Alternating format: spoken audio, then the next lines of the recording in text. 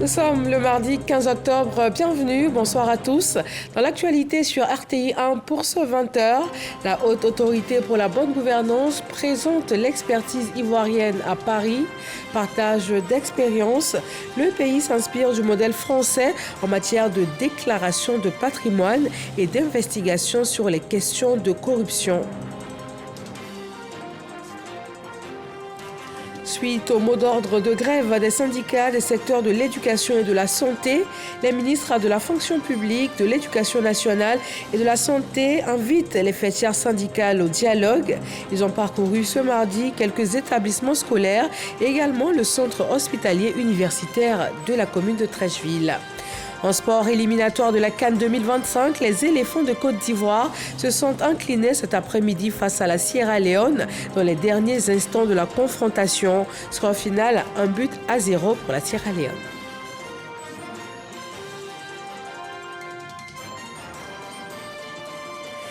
Et puis au Kenya, la haute cour de Nairobi a tranché la procédure de destitution du vice-président Rigathi Gachagua va se poursuivre. 11 accusations à son encontre, corruption, atteinte à l'unité nationale et insubordination entre autres.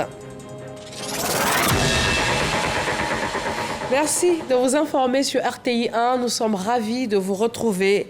Premier point de ce journal. À Paris, la Côte d'Ivoire s'inspire du modèle français en matière de lutte contre la corruption. La Haute Autorité pour la bonne gouvernance est en mission d'immersion pour apprendre de ses institutions sœurs, mais aussi présenter son expertise. Le point de notre envoyé spécial à Paris, Michel Digré. C'est une mission d'immersion en France qui fera certainement bouger les lignes de la lutte contre la corruption en Côte d'Ivoire. Le président de la Haute Autorité pour la bonne gouvernance, Epiphane Zoro Ballo, est en séance de travail avec son homologue français, Patrick Maté. Les deux délégations exposent sur leurs recettes pour exécuter leur feuille de route. Je pense qu'il y a des choses donc très intéressantes en Côte d'Ivoire. Je note notamment un certain nombre de points communs entre les situations ivoiriennes et françaises, notamment sur les obligations déclaratives.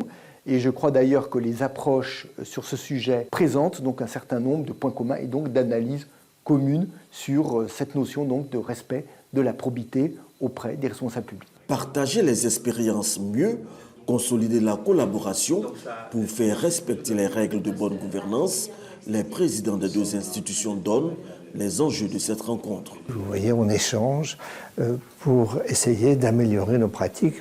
On est à la disposition de nos concitoyens pour améliorer la confiance dans la déontologie. C'est ça l'objectif que nous nous assignons et c'est un objectif qui est à renouveler, j'allais dire, quasiment quotidiennement. Pendant 10 années, nous avons recueilli des déclarations de patrimoine et depuis l'année dernière, nous sommes en train de mettre en place les mesures coercitives. C'est une nouvelle phase que nous devons démarrer les jours à venir. Et il était important de venir écouter nos homologues qui ont déjà cette expérience de traitement des déclarations de patrimoine et nous enrichir des bonnes pratiques, mais également partager avec nos homologues les pratiques que nous avons en Côte d'Ivoire sur la question des déclarations de patrimoine, mais pas seulement, également sur la conduite des investigations en matière de corruption et sur la mise en place d'un dispositif de recueil et de signalement des cas de corruption.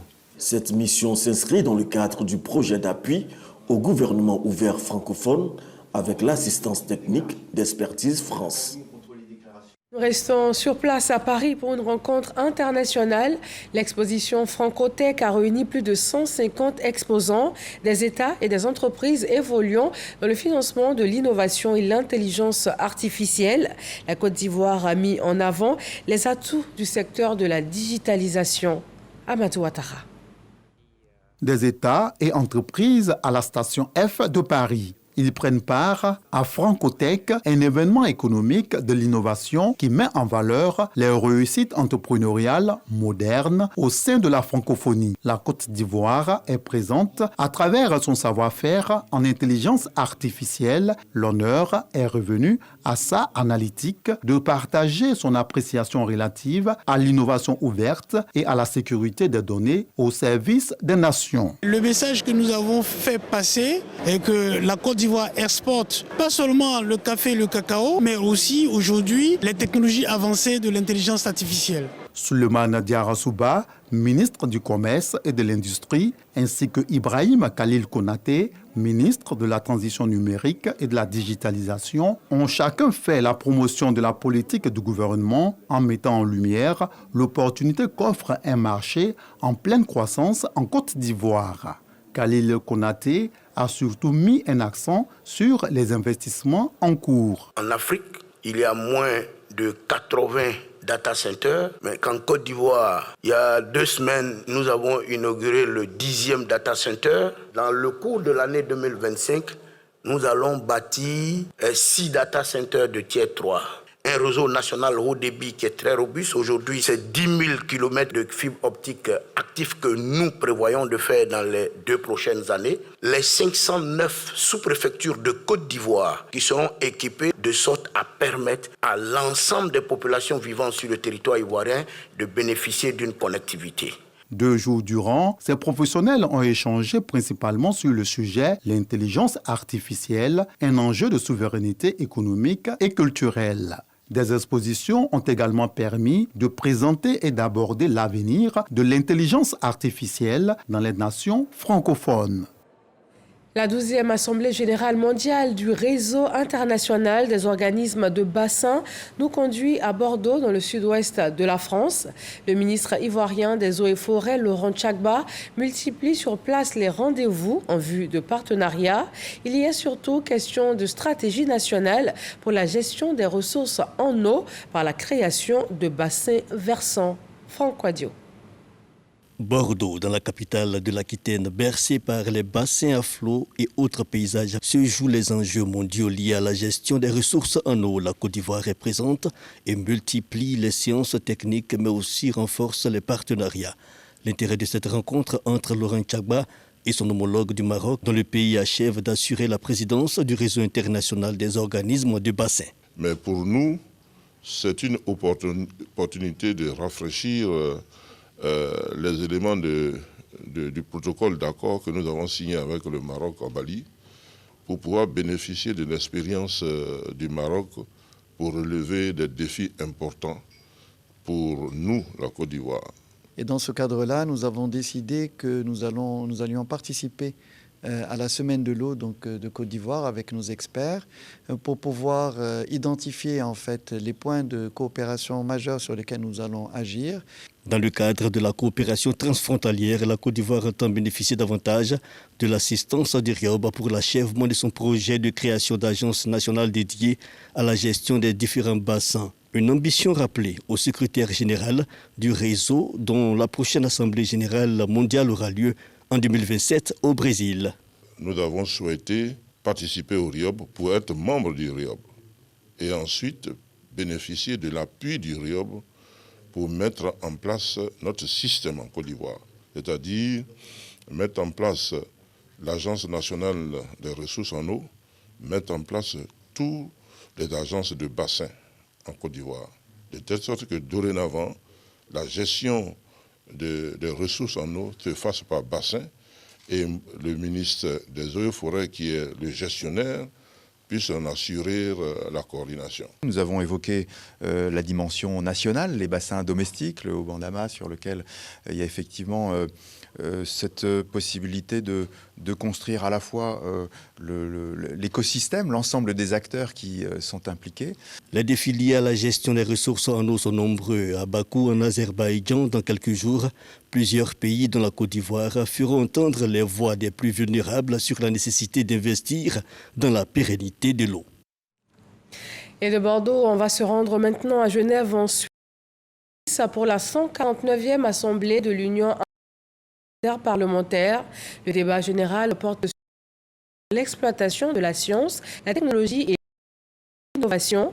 Les parlementaires sont invités à prendre des mesures législatives globales afin de répondre aux enjeux technologiques et éthiques tout en protégeant les droits humains et la démocratie.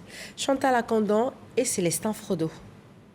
À Genève, au cœur des assises de la 149e Assemblée de l'Union interparlementaire. Un appel fort et visionnaire, Tulia Axon, présidente de l'Union, a rappelé aux législateurs du monde entier leur rôle décisif dans l'orientation des technologies émergentes, notamment l'intelligence artificielle, vers un usage au service du bien commun. L'Union est prête à aider les parlements dans cette révolution technologique déjà en cours. Je vous engage à participer pleinement à ces efforts. Mettons-nous au défi de toutes ces idées. Mettons en place des stratégies pour exploiter la science, la technologie et l'innovation pour un avenir plus pacifique et durable. Le message de la présidente de l'Union a été salué unanimement, mettant en lumière les attentes élevées de cette Assemblée. Passer des paroles aux actes concrets. Les parlementaires, comme ceux de la Côte d'Ivoire, représentés par le président de l'Assemblée nationale, Adama Bictogo, se sont engagés à adopter des législations progressistes pour garantir que l'innovation devienne un vecteur de justice sociale et de paix. Le Sénat de Côte d'Ivoire a ouvert sa deuxième session le 10 octobre dernier. Les sénateurs réunis aujourd'hui en plénière à Yamoussoukro ont approuvé un calendrier de travail. Il part du 15 octobre au 19 décembre 2024, une période qui sera dominée par des séances plénières d'information et des votes de projets de loi. Le budget 2025 de la Côte d'Ivoire sera soumis à délibération. Kader Sogodogo. Le calendrier de travail du Sénat pour la deuxième session 2024 vient d'être adopté en plénière. Il court sur la période du 15 octobre au 19 décembre 2024. Il comporte 2 séances d'information parlementaire avec notamment le Conseil national des droits de l'homme dont la présidente présentera devant les sénateurs son rapport 2023. Le président de la Commission électorale indépendante CEI viendra quant à lui exposer sur le processus de révision de la liste électorale d'un projet de loi à examiner, 8 au total. Ils seront dominés par le transport, la santé et surtout le budget, le règlement du budget de l'État au titre de l'année 2023 et le projet de loi de finances portant budget de l'État pour l'année 2025. Cette plénière coïncide avec l'an 1 de la deuxième législature et l'an 1 de Kandia Kamisoko Kamara à la tête du Sénat. Depuis 1 an que nous sommes ensemble, que d'actions menées, que d'actes posés, que de réflexions menées. Je vous assure, je suis très fier de vous.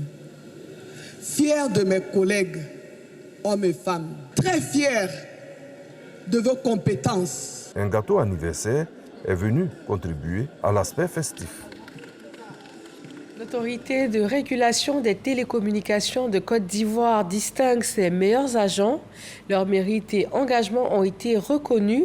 Le ministre de l'Emploi et de la Protection sociale les a exhortés à être des modèles au service de la promotion des télécommunications en Côte d'Ivoire. Serge Colère.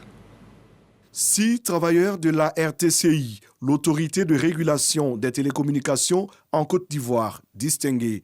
3 sont faits médaille d'honneur du travail, grand or. 2 autres sont élevés au grade de médaille de vermeil et d'argent. Je pense que c'est le mérite, c'est l'engagement, c'est le travail acharné qui me vaut de recevoir cette médaille aujourd'hui. Le 6e agent, admis à faire valoir ses droits à la retraite, est également honoré. À nos jeunes collègues qui sont encore à l'ATC ou en service, nous leur demandons de travailler, d'être des professionnels, de travailler d'arrache-pied pour que l'ATCI puisse toujours s'élever au-dessus.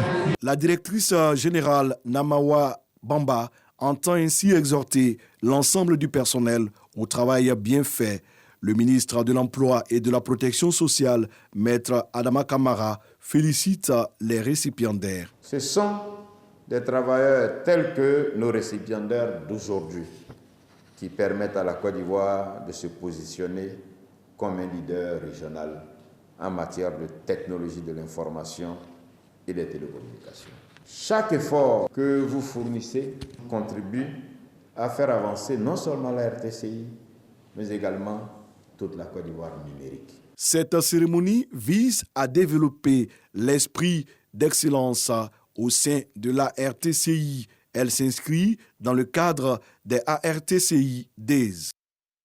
Direction le Nigeria, dans les 36 États que compte le pays, on compte environ 3000 ressortissants ivoiriens. Ils exercent pour la plupart dans l'informel. Mais il y a aussi des cadres en fonction dans les institutions sous-régionales et internationales basées à Abuja. Incursion dans la diaspora ivoirienne, un sujet signé Mahama Traoré. Dans le quartier réservé aux missions diplomatiques à Abuja, capitale fédérale du Nigeria, les nouveaux locaux de l'ambassade de Côte d'Ivoire forcent l'admiration. Au sein de ce bâtiment inauguré en 2021 par le président Alassane Ouattara, nous retrouvons l'ambassadeur Kalilou Traoré et son staff en réunion. Comme d'ordinaire, l'un des points à l'ordre du jour concerne la situation de la diaspora ivoirienne basée au Nigeria. Ils sont environ 3000 Ivoiriens à être venus chercher l'Eldorado dans les 36 États qui forment cette puissance économique. Notre rôle à côté de ces Ivoiriens, c'est de leur apporter l'assistance institutionnelle, quelquefois humanitaire, pour ceux qui ont des problèmes, sécuritaires quand il y a des situations. Leur apporter également notre assistance lorsqu'ils ont des projets de groupe ou même des projets individuels, les conseiller, les aider. Pour mener à bien cette mission, la chancellerie entretient le contact permanent avec Adama Soumaoro, le président de la dite communauté. Les Ivoiriens ici, ils opèrent dans l'hôtellerie, dans la restauration, les stylistes et modélistes. Nous avons aussi, ils opèrent dans le bâtiment. En tout cas, ils sont dans beaucoup de domaines ici. Le plus prisé des secteurs d'activité pour les Ivoiriens du Nigeria demeure la couture. Un attrait suscité par la préférence des Nigérians pour la couture made in Côte d'Ivoire et qui remonte à des décennies. Depuis 2011, les frères Kwame sont venus tenter l'expérience. Grâce à l'appui de l'ambassade, ils tiennent aujourd'hui un atelier dans le centre-ville d'Abuja. Je fais les jaquettes, les palazos, je fais ici. Bon, avec ce que je fais, j'arrive à envoyer un peu d'argent à ma famille au pays. Du fait de la crise économique que connaît actuellement le Nigeria, l'activité des frères Kwame connaît une baisse de régime. Pour autant, pas de raison de désespérer du rêve nigérian, un rêve que continuent de vivre et de partager les cadres ivoiriens exerçant au sein de la CEDEAO et dans les organisations internationales basées à Abuja. L'amicale que préside Mariam Koné Touré s'attelle à une intégration réussie des compétences ivoiriennes. Quand il y a les ouvertures de postes, on fait en sorte qu'on puisse informer le plus rapidement le ministère des Affaires étrangères. Depuis que l'amicale a été créée, en tout cas, on a la possibilité de faire entrer beaucoup d'Ivoiriens, surtout si on entend qu'il y a des Ivoiriens compétents qui s'inscrivent dans ce moule, donc on fait tout pour pouvoir les retenir. Pour plus d'Ivoiriens au Nigeria, l'ambassade de Côte d'Ivoire s'attelle à balayer les préjugés en misant sur le tourisme. Nous travaillons avec des tours opérateurs pour que des Ivoiriens qui veulent venir au Nigeria puissent avoir des offres. L'axe du tourisme va permettre à la Côte d'Ivoire d'accueillir beaucoup de touristes nigérians qui sont des grands voyageurs qui vont dépenser beaucoup d'argent dans bien d'autres endroits touristiques, alors que la Côte d'Ivoire a signé Abidjan, San Pedro, Man et bien d'autres richesses culturelles pourraient très bien les intéresser. Renforcer les liens entre les peuples, mais aussi les liens économiques entre les deux pays. À ce jour, les chiffres font état de plus de 779 milliards de francs CFA d'échanges commerciaux, concernant essentiellement le pétrole brut. En politique, dans le district du Bassa-Sondra, Gilbert Kafana Koné poursuit sa tournée de remobilisation et de sensibilisation des cadres. Le président du directoire du RHDP a échangé avec les militants également de San Pedro. Il a appelé à l'union et au rassemblement autour des leaders locaux du parti. Moussa Konaté, Richard Vao. Le président Alassane Ouattara m'a demandé de vous dire la seule chose qu'il vous demande, c'est de vous entendre, d'être ensemble, vivre ensemble. La cohésion entre vous doit être totale. Ces mots du président du directoire du RHDP à l'endroit des militants de San Pedro. Gilbert Kafana Koné appelle à l'union et à la cohésion afin d'affronter les combats politiques à venir. Message bien perçu par les cadres du parti de la région. Nous n'avons pas Parce que le plus important, c'est le RHDP. Le plus important, c'est la victoire du RHDP. Le seul leader que nous avons s'appelle Alassane Ouattara. C'est le leader que nous suivons tous, c'est notre boussole, c'est notre guide. Et nous devons faire en sorte que notre boussole puisse nous conduire à bon port. Des engagements pris par les leaders politiques locaux avec le même objectif, la victoire du parti en 2025. Gilbert Kafana Koné invite donc à maintenir l'élan de la mobilisation des militants. Ce qui nous rassemble est plus important et de loin que ce qui peut nous séparer individuellement. Faisons le travail que nous avons à faire pour notre parti, pour notre pays. C'est de ça qu'il s'agit. Le futur vous attend, il ne vous reste qu'à travailler pour l'améliorer. Ce qu'on vous demande, c'est de travailler ensemble, de travailler à la cohésion, de faire en sorte à ce que les militants et leurs leaders s'entendent et que le travail que nous faisons aille de l'avant. Les membres de l'encadrement politique du RHDP de San Pedro annoncent une vaste tournée de sensibilisation des populations pour la révision de la liste électorale. L'opération démarre le 19 octobre prochain. Le groupement des partis politiques de l'opposition s'est réuni à la maison du parti du PDCI RDA. À l'ordre du jour, l'organisation d'élections libres, transparentes et inclusives. Au terme des échanges, les responsables des partis politiques, signataires de la déclaration de Beaunois, notent la nécessité de quelques réformes, notamment dans l'opération de révision de la liste électorale. Ils appellent aussi le gouvernement à un dialogue. Souleymane Tonisankou. Le groupement des partis et membres de l'opposition réunis au siège du PDCI RDA pour une séance de travail. Engagé à prendre part à l'opération de la révision de la liste électorale qui démarre bientôt, le groupement des partis politiques signataires de la déclaration de Beaunois formule des recommandations. Tout le monde s'accorde désormais sur le fait que notre liste électorale devrait comporter 4 ou 5 millions d'électeurs de plus qu'aujourd'hui. Certaines des mesures annoncées, telles que la gratuité des certificats de nationalité, ou encore la possibilité de s'inscrire sur la liste électorale avec un récépissé de carte d'identité, vont certes dans le bon sens et devront faciliter les inscriptions. D'autres décisions, en revanche, sont plus problématiques. Ainsi, on nous a informé que l'opération durerait 3 semaines sur les 52 semaines que comporte une année. Cela n'est pas suffisant et nous maintenons donc notre demande que l'inscription dure plusieurs mois. Premier responsable du PDCI RDA, Tidjane Thiam exhorte le gouvernement à la tenue d'un dialogue inclusif avec la plateforme des partis d'opposition. Nous insistons sur la nécessité de conversation entre l'opposition et le gouvernement pour s'assurer que tout ça se déroule dans un climat apaisé. L'opération de la révision de la liste électorale démarre ce samedi 19 octobre jusqu'au 10 novembre 2024 sur le territoire national et à l'étranger dans les pays retenus sous la responsabilité de la Commission électorale indépendante. Une opération à laquelle le groupement des partis et membres de l'opposition marque son entière adhésion. Les syndicats des secteurs de l'éducation et de la santé ont annoncé le démarrage d'une grève ce mardi. Les ministres de la fonction publique, de l'éducation nationale et de la santé ont parcouru quelques établissements scolaires et aussi le centre hospitalier universitaire de Treichville. À l'issue de leur constat, ils invitent les fêtières syndicales au dialogue. Amity Arasuba et Ambroise Asséman. Anne-Désirée Ouloto, ministre d'État, ministre de la fonction publique et de la modernisation de l'administration, accompagnée de Maria Toukone, ministre de l'Éducation nationale et de l'alphabétisation, et de Pierre Demba, ministre de la Santé, de l'Hygiène publique et de la couverture maladie universelle, sillonnent quelques établissements scolaires et le centre hospitalier universitaire de Treichville. Objectif, faire un état des lieux du mot d'ordre de grève lancé par plusieurs syndicats dans les secteurs de l'éducation nationale et de la santé. Premier halte, le collège moderne autoroute. Aucune perturbation. Les cours se déroulent normalement. Même constat au groupe scolaire régional dans la commune de Treichville. Depuis 7h30, les enseignants de la circonscription de Treichville sont à leur poste. Nous avons travaillé le matin et cet après-midi, nous devons continuer. Enfin, nous continuons. Nous pensons qu'un syndicat responsable et doyen, nous pensons qu'on doit, même si à la grève, on va partir à la négociation. Pourquoi ne pas commencer par la négociation? C'est pour cela que nous avons dit que nous ne sommes pas signataires du mot d'ordre de grève et vous constatez que dans nos zones, au niveau du primaire, la situation a été maîtrisée. Maria Toukone rappelle que le ministère privilégie la voie du dialogue. Le thème de notre année, c'est être un citoyen responsable pour une école de qualité. Si on veut l'école de qualité, qu'on est citoyen responsable, c'est ce qui a été fait.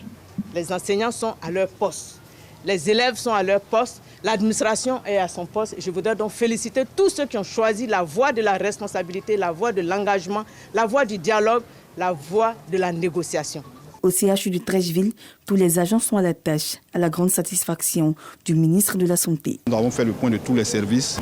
Il n'y a pas un seul agent qui n'est pas à son poste. Nous voulons louer l'esprit de responsabilité, l'esprit citoyen donc, de nos agents qui ont compris que pour aller donc, vers des solutions, il faut accepter donc, de s'asseoir et discuter. Madame la ministre d'État a pris toutes les discussions pour que le comité consultatif qui manquait à la chaîne donc, de décision donc, soit mis en place. Et je crois qu'il appartient à nos agents, en toute responsabilité, donc, de venir avec des propositions de solutions pour que le gouvernement puisse examiner. La ministre d'État Anne-Désirée Ouloto réitère l'engagement du gouvernement à poursuivre les négociations avec tous les acteurs dans le cadre du dialogue social. L'éducation de nos enfants, la santé sont des droits fondamentaux. Je voudrais féliciter au nom du chef du gouvernement, au nom du président de la République, tous ces braves fonctionnaires qui dans nos établissements, dans nos centres de santé, dans nos CHU, se battent avec la plus grande détermination pour faire en sorte que le service public soit assuré. Pour notre part, le comité consultatif de la fonction publique va continuer son fonctionnement. Nous aurons jeudi prochain une importante réunion. Pour rappel, les syndicats du secteur éducation-formation annoncent un arrêt de travail de 3 jours. À compter du mardi 15 octobre 2024, le gouvernement se dit prêt au dialogue et entend prendre toutes les dispositions pour le bon déroulement du service. Rappelons que la trêve sociale signée entre le gouvernement de Côte d'Ivoire et les organisations syndicales court jusqu'à 2027.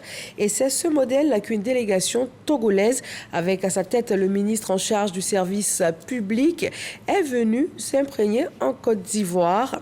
Elle est venue justement prendre connaissance et s'inspirer de ce modèle en matière de fonction publique et de dialogue social. La délégation a été reçue cet après-midi par la ministre d'État, ministre de la fonction publique et de la modernisation de l'administration, Anne-Désirée Ouloto. Au menu des échanges, des questions liées notamment à la réforme de la formation continue, le dialogue permanent avec les partenaires sociaux ou encore la digitalisation de l'administration. En santé, du 18 au 24 octobre prochain, campagne de vaccination contre la rougeole et la rubéole. Sont concernés les enfants âgés de 9 à 59 mois, au nombre de 6,8 millions sur l'ensemble du territoire ivoirien. À ce jour, 4 465 cas de rougeole ont été confirmés par les services sanitaires, avec 182 flambées épidémiques. En sport, football, les éléphants se sont inclinés ce mardi 15 novembre face à la Sierra Leone dans les derniers instants de la confrontation. Une rencontre morose conclue par une défaite, là où nos pachydermes auraient pu se qualifier directement pour la CAN Maroc 2025 en cas de victoire. Les détails avec Arsène Kouassi et Salif Ouattara. Le complexe sportif Samuel Doé de Monrovia n'a pas souri aux éléphants ce mardi. Face à une équipe révoltée de la Sierra Leone, Franck Kessié et ses coéquipiers ont eu du mal à se retrouver sur la pelouse. Malgré les 55% de possession du ballon, la Côte d'Ivoire n'a pas réussi à trouver les filets du portier Francis Koroma, cette fois-ci galvanisé par son public. Pour s'assurer sa première victoire en 8 confrontations face à la Côte d'Ivoire, la Sierra Leone peut remercier son attaquant Amadou Bakayoko, auteur de l'unique but de la rencontre, à 5 minutes de la fin du temps réglementaire. Emmanuel Samadia fort devant le but, le coup de tête et c'est au fond. Première défaite des Faye MS qui était sur une pente ascendante depuis la CAN 2023. Cette défaite retarde la qualification des éléphants pour la CAN 2025. La Côte d'Ivoire reste cependant leader de la poule G avec 9 points, devant la Zambie deuxième avec 7 points, ainsi que la Sierra Leone troisième avec 4 points désormais et le Tchad quatrième avec 2 points. Prochain match des éléphants au mois de novembre face à la Zambie. Un match décisif pour la qualification. Voilà, rencontre jouée donc aujourd'hui, mardi 15 octobre. Dans l'actualité internationale, la procédure de destitution du vice-président kenyan va se poursuivre. La Haute Cour de Nairobi a tranché. Après avoir été approuvée par l'Assemblée nationale, la procédure doit donc désormais passer devant le Sénat. Le vice-président avait saisi l'institution afin d'empêcher cette prochaine étape qui pourrait mener à sa destitution. 11 accusations à son encontre, notamment corruption, atteinte à l'unité nationale et insubordination. Et puis le Hezbollah qui menace d'attaquer partout en Israël au moment même où l'armée israélienne intensifie ses frappes au Liban sur les fiefs du mouvement pro-iranien. Selon le numéro 2 du Hezbollah, Naïm Kassem, la seule solution pour mettre fin à la guerre du Liban est un cessez-le-feu. Et le Premier ministre libanais a déclaré de son côté qu'Israël mène des incursions dans le sud de son pays, qui est prêt à augmenter les effectifs de l'armée dans cette région frontalière d'Israël en cas de cessez-le-feu. Merci de toujours vous informer sur RTI 1. Retrouvez Aboulaye Koné pour l'actualité à 23h. Excellente fin de soirée et à demain.